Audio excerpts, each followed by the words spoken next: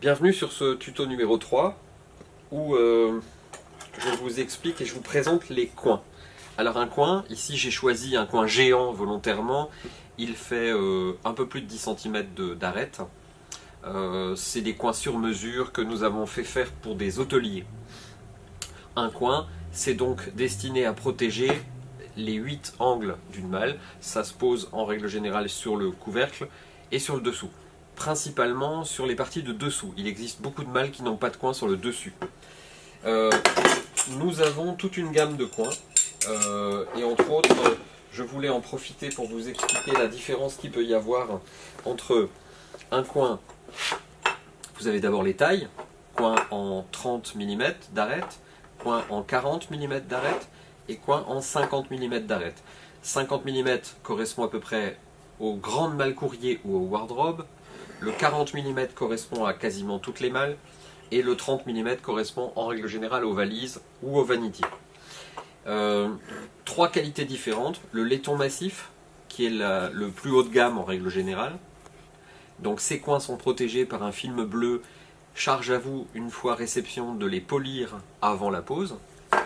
Les coins nickelés, c'est du simple acier nickelé, ou des coins qui sont en acier et qui ont été dorés. Avantage, ils n'ont pas d'oxydation, mais par contre la qualité est bien inférieure à un coin laiton. Le poids également est bien inférieur. Quand on pose un coin, alors encore dans les coins, vous avez différents modèles de coins. Ici par exemple vous avez l'exemple d'un vieux coin américain qui orne un certain nombre de malles américaines. Vous avez ici un autre coin, ça c'est allemand, ça permettait d'avoir une protection plus forte des côtés. Vous avez des tas de sortes de coins. Ici, pour vous montrer, je vais choisir un coin en 50 mm parce que c'est le plus télégénique, ça sera plus facile pour vous de voir. La première chose, c'est qu'en règle générale, ici, vous avez une arête parfaitement droite, et donc lorsque vous posez votre coin, vous avez toujours tendance à ce que le coin ne rentre pas. Pourquoi? Parce que le fond du coin n'est lui pas à angle droit précis ou parfait. Donc la première chose à faire en règle générale, c'est tout simplement, vous allez ici couper votre coin. Donc on prend une scie, on prend un couteau, on prend un certain nombre de choses. Ici, je vais le faire au couteau à l'arrache pour la démonstration. Mais en règle générale, nous utilisons nous une fine et on va tout simplement couper l'angle.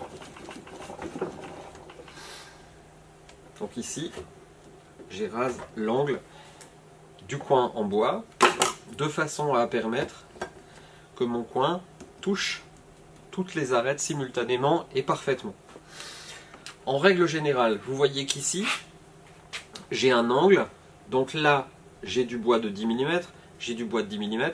On va essayer d'arriver à ce que le premier clou, ou ici, tout simplement, soit planté dans l'épaisseur de cette planche-là.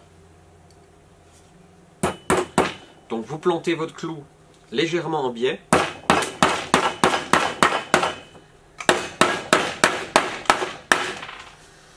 Un deuxième clou légèrement en biais ici.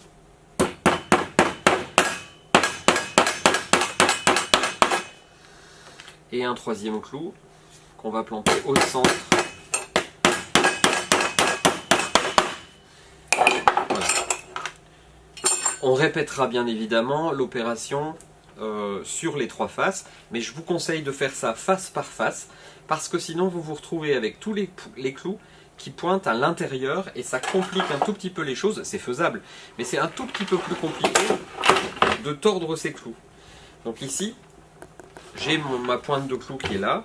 Je vais faire comme dans le tuto que je vous ai présenté sur le fait de tordre les clous. Je prends une pince, je tords mon clou.